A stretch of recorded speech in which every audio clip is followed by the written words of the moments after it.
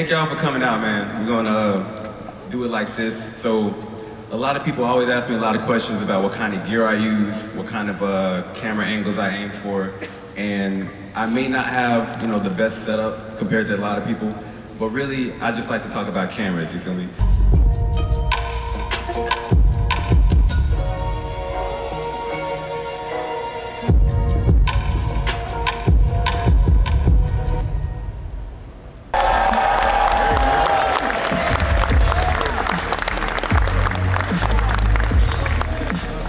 Boy, you got the shit on you, you know what I'm saying? Hold on, I was eating, my fault. I got you. So, a lot of y'all know that we started this group called RDC together. This is the man of many hats, you know what I'm saying? And not a lot of people give him his roses, so he carries a lot of weight. I would say it's the opposite. I think a lot of people give Av his roses. Like, he really does a lot for the process.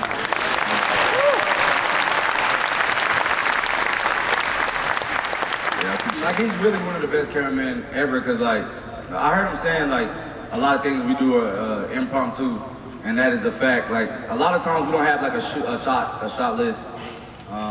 We don't go off of any, clear type of direction. You know what I'm saying? Because, like, when you're in comedy, it's more so, like, just to keep it genuine and stuff, I feel like that you shouldn't really go directly off a script. You should have an outline, and then you should like improv more. You know what I'm saying? So when it's a lot of improv, that means the cameraman has to do a lot of like moving because he don't know who's gonna talk at what time. And I think that the F is really amazing at doing that, and he's having to deal with me, and I always go off script. So he's really truly amazing. What up, man? Sorry to keep you waiting like that, my boy. But I will say, just to give everybody a good idea on what Des does, and not just what he does, but over the past months, years, he's really been stepping up on CGI, VFX, and all that, and he's been carrying the weight in things that I don't even know about, you know what I'm saying? That's his field. So, with that said, give it up to him.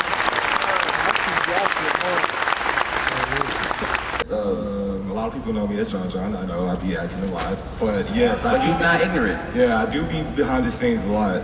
But to prepare like a VFX shot, I plan it like months in advance. You know what I mean, like months or weeks, depending on what it is. Okay. By doing that, I already know what you like or what Mark likes. So like whenever he asks me, I already prepared for it. And like by doing that, I just watch movies.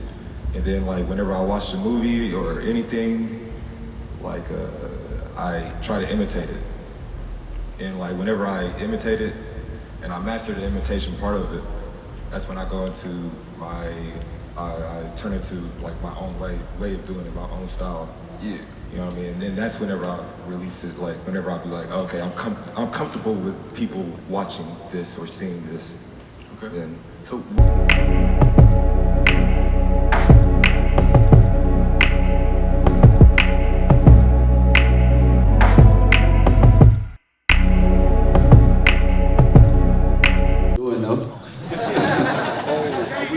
I heard it's a Q&A though.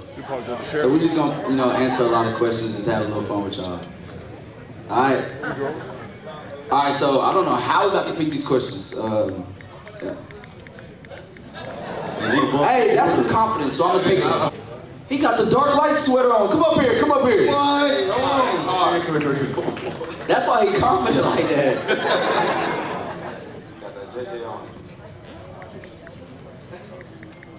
That's hard, man.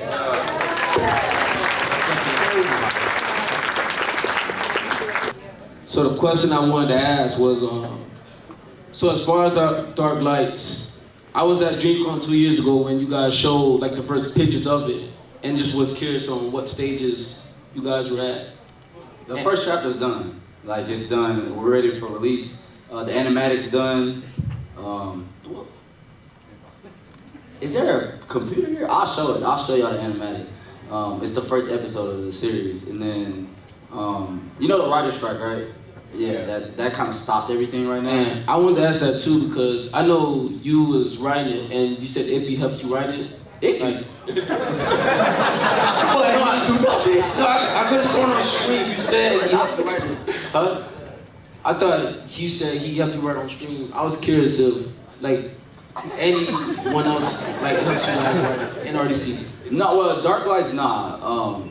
It be just a hooper, bro. Alright, then I guess. No, he's a great person for real, but nah, he didn't help. He don't help write like Philip from Love, Death, and Robots. That's what I write Dark Lights with. Yeah, and then since the writer's strike happened, we had to stop, and then the actors made it like this is a whole other level now. We could have almost made it through, but like the actors got stopped too, so. Everything's at a pause, but I am planning on, I was trying to get the rest of it printed out, like to hand out free copies of it to the people. Like I promised 100 people at Dreamcon, like 10 people on stream, right? Something like that. Yeah. 5 people on the, yeah, I don't even think I promised 100 people on Dreamcon. You. Oh, that's, hey, what's up, man? Yeah, I promised 5 people on stream, the first copies. I didn't promise 100 people at Dreamcon, but I will do it to 100 people.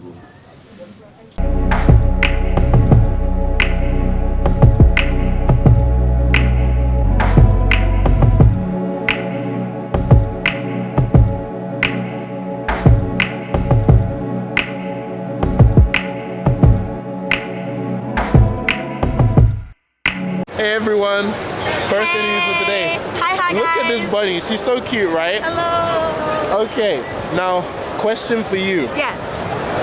Question for you. Yes. How many carrots do you eat daily? 50. 50 carrots? Yeah. How do you finish all that? So I kind of split it into portions, right? So I'll have maybe 25 in the morning, like in the afternoon, and then I'll have maybe a couple hour break or whatever, use the restroom, do my little bunny shit, and then I will go on and eat some more throughout the night. And when I wake up in the morning, or when I wake up in the middle of the night too, I kind of munch on it. So yeah, around 50. Oh wow, Jesus Christ. That means your eyes must be amazingly laser focused. Bro, I can see everything. I can see into your soul. Oh man, you can see into my future. I can see everything. Everything. Everything. Now, a question for you. Yes. This lovely person has been working so hard at Dreamcon. Oh my God, yeah. She's been working her ass off. Literally. Now, based on your experience from the staff side of things, how have you been enjoying Dreamcon? And then, how have you been enjoying people's, or actually maybe not even enjoying. Okay. How have you been seeing how people have been receptive towards the staff, the volunteers? Because I was just in a panel with RDC, and they've been thankful for you guys, seriously thankful. And then, are there any takeaways that you have from Dreamcon that you'd want to take into Dreamcon 2024, whether it be positive or negative? So, as a volunteer staff, what I've noticed when it comes to a bunch of the people, a lot of people are pretty receptive to us. Some of them are really chill, they're really cool. Personally, I haven't had any issues when it came to telling people where to go, be over here in this line, make sure you don't come and bombard, the guests and things like that. So personally, with my experience, I haven't had that issue, right? But taking something into 2024, 2024, right? 2024. I think everyone should just be patient and open-minded and relax a bit when it comes to things, because the volunteers, first off, we're not getting paid, right? We're here just for fun, and at the same time, we want to be there for you guys and help y'all out. But we low-key also want to see the guests too. I ain't gonna cap, right? Yeah. But at the same time, though, for all of us, we need to just work together, right? So that's pretty much the biggest thing I think we should. Plus, we all family, We're all one right? love. We're all yeah, one we love. all got that one love. So we gotta love each other. You know what I'm saying? Love each other. Exactly. We love everybody.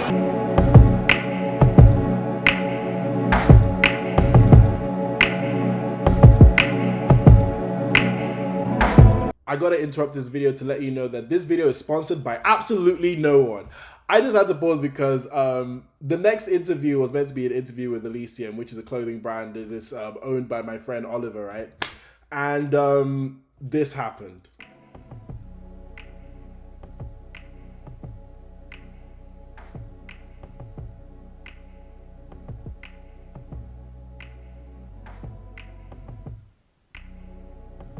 So yeah, it's annoying because that was one of the best interviews of the whole con, so that kind of sucks. But I'm gonna talk over some of the things that was mentioned in the video just to talk about it, I guess. So at Elysium, they not only were showing their clothes, which were really cool, awesome clothes, and we'll get to in a bit, but they also had a Dragon Ball Z tournament set up right next to the booth or in the same area, which was a really smart idea because imagine if you see Dragon Ball Z, I think it was Budokai Tenkaichi, right? You'd see that just lying about. Of course you're going to go and see what the hell is happening in that shop. So that was a really smart idea. Elysium has really cool merch, and I'm going to link them in this video. And the shirts they have are absolutely fire. A lot of them got sold out as well. So for instance, one of the anime shirts that was sold at Dreamcon was this Vagabond shirt you're about to see. So they really have anime inspired clothing, which is really awesome. Like this one is a Whitebeard inspired jacket, which looks absolutely fire. I need to cop that. That looks really, really cool. I've noticed it looks cooler now that I'm seeing it in post edit. Also, as you can see in this clip right here, there's this limited edition, well, coming out in the future, One Piece jacket that looks absolutely fire, and it's also reversible. I think it's in this clip. Yeah, it's also reversible, and oh my god, I can't wait for that to come out. So please also check out Elysium. Unfortunately, my vlog broke down and I didn't get the audio of this, but I'll make sure not to have that again, and I'll try and see if I can get Elysium on this channel one day. So yeah, back to the video, or back to the rest of the vlog.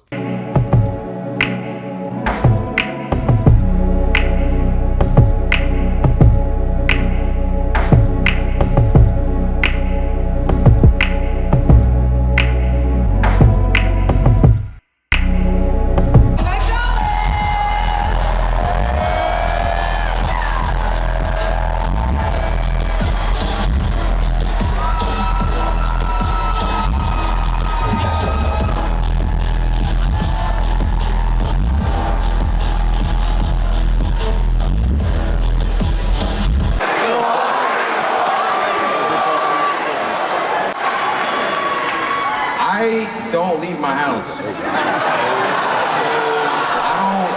I can't even believe what I'm doing right now, but I just want to say I thank God for all of you guys. I thank God. Where's Freedom at? God did. Thank you all for coming. Thank you for having me. And if everyone could samurai slice that like that, I really appreciate it. Thank you. I know I'm forgetting somebody. Who else we got? Your boy Roshi right here. Oh, your boy Roshi. Your boy Roshi. Your boy Roshi, he been here every year, man. He been helping us out. Shout out to all the staff: Jay, Trish, Dom, Antonio, Jennifer. Damn, we got a lot of staff. I ain't gonna lie. Key, Brittany, and William. And you know what I'm saying? Like, you know, they really put a lot of work for us, all that. And most of all, Mountain Dew, you know, we kind of had that thing going on with them. So. And just real quick, hey, everybody who was going to all the booths, I want to thank my family for always standing there and just selling all our merchandise and everything. Can y'all stand up real fast? Y'all give me a round of applause for my family real quick. Thank y'all.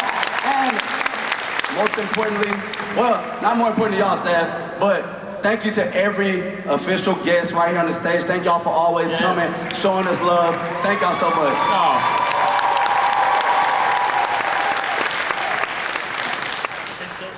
Oh, that's it, everybody. We're about to take a group picture. Y'all can stay and watch. Thank y'all so much.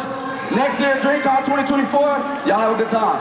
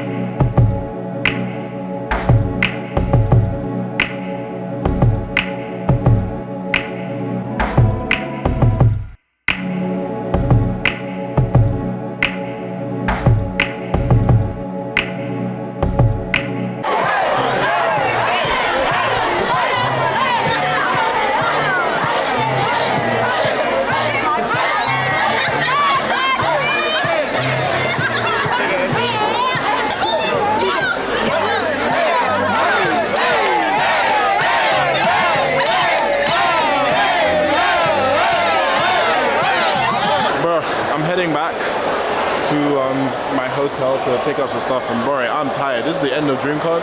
Dreamcon is officially closed, and man, I'm sad. I'm actually very sad. I actually wish I was here a bit longer, but life has to go on, of course. And I'm not gonna lie, this conference, like, what I love the most is it motivates you to make you want to be a better creator. I'm not even lying. Like, it's really motivational to speak to other people just like you, who are struggling like you and working hard and trying to be a good content creator, or even like maybe having breaks or having blocks and stuff. And the fact that you could get support from not just creators who are small, but creators who are big, even RDC themselves, the fact that they're super supportive in trying to understand us, like whether you're small or big, and even the fact that they love the fact that they're hearing our journeys.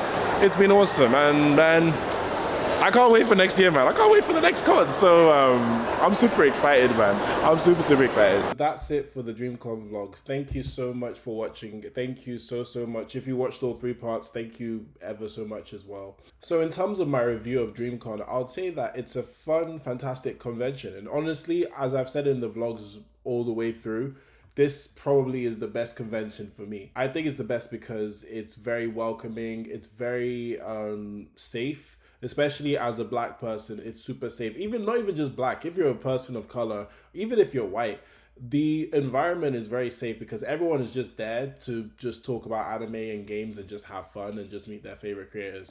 So in terms of that, it's a perfect vibe. And I would also say that if you're a person that's new to conventions, I would say that Dreamcon is definitely a really good one to start with because everyone is so inviting, and a lot of people that I saw in this year's Dreamcon, it was their first ever convention period. So because of that, and I expect that next year it's going to grow like crazy. So because of that, I would say that coming to Dreamcon as your first convention is not a bad place to start. The panels are really fun and are really interesting as well. A lot of them are, I would say, focused towards helping you become a better creator, or they're about loving the nerdy stuff you love. And for me, who's trying to become a better creator, I did love a lot of the panels. They were very interesting, very informative. I will say some of them were a little bit more basic than I thought because I was expecting a bit more inside knowledge, but I could understand why, because they're meant to at least get you on the creator path, not really try and like know where you are and try and force you to get even further. That was the whole point of a lot of their panels. Also, RDC killed it in terms of them being a good presence and the people that they brought as well. All the creators were super nice and they were super welcoming. You could literally see anyone on the floor and you could just say hi and they'll say hi.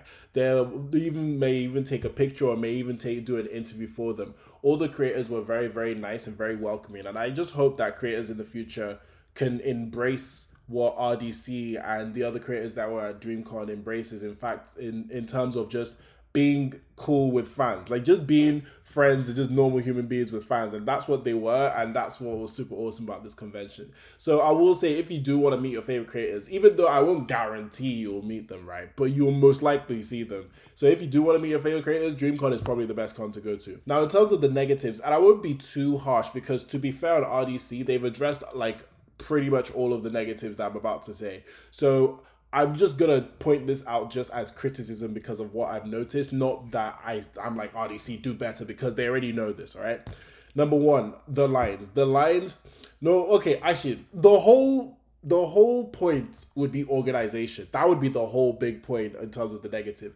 And the reason why I say that is because when you came into Dreamcon, or even before Dreamcon, they were advertising that you should use the app in order to register for events, in order for it to be more controlled, because as I understood from the last Dreamcon, there were definitely events where they were just not structured and they were trying to be more structured, which makes sense. Now, the problem is, right, the app crashed. The app crashed on, I believe, Friday morning, and I was so confused because I was like thinking, if I don't register to a lot of these events, because the app, the way it works, it says the amount of people that can come in and register for an event, and it also says who can register. And bear in mind, I was a platinum member. That was the highest, I believe, the highest tier you could buy. I mean, there was obviously like industry and all these other tiers, but the highest tier you could buy is platinum, right? I was very lucky to get that, by the way.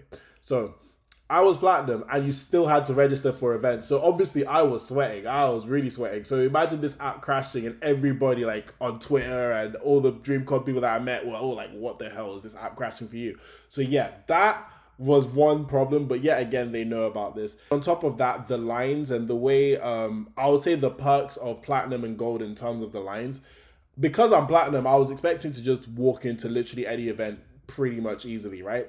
I was able to do that for some events, but I wasn't able to do that for all events. And it was very confusing as to why, because as a platinum member, you'd think, why would I pay so much if I'm not able to get these perks? Granted, like I said, RDC have sorted that. They gave us, I won't say what it is, just out of respect for them, but they gave us more than enough to compensate for the platinum, for us platinum members not getting all our perks. So I can't complain too much about that. The reason why I'm a bit lenient on it is because this is their first time in a brand new venue, which is they went from Dallas or no Arlington all the way to Austin, and then on top of that they went from 6K to 20 to 21K, which is a whole, like, literally more than triple the size, which is crazy. These are YouTubers, guys. These are YouTubers. So because of all that, and because like no one died, everyone was safe. Those are the only issues, is lines and registration. That's it. And other than that, you're having a pretty damn good time. I can't really complain too much. You know what I mean? Like,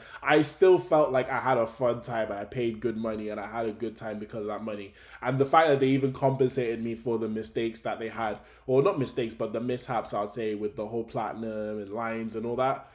Man, I can't complain too much. So overall, man, Dreamcon is a vibe. It's such a vibe. But I'm super excited for Dreamcon 2024. In terms of me, in terms of this vlog, I still feel like I should have gotten a bit more B-roll. Like, when I was editing, I noticed that there wasn't as much B-roll as I wanted. But granted, these vlogs are getting longer, it seems. So I don't know. To let me know if you like it, let me know if you don't like it. And then on top of that, I need to make sure my mic is always on. Because I don't know what happened with the Elysium interview, but my mic just decided not to work, and it's so annoying because I that was like one of my favorite interviews of the whole con, so that's kind of annoying, but it is what it is. So overall, man, that's my vlog for Dreamcon. Did you like it? Did you not like it? Let me know in the comment section. I'm open to discussion. In terms of the next vlog, I don't know, because for the rest of the year, I'm not going into any other cons because I didn't get Anime NYC tickets, well, the weekend one, so I'm not going to that. But I am going to Japan, so let me know if I should vlog that. I probably will, because it's Japan. I mean, it's flipping Japan, right?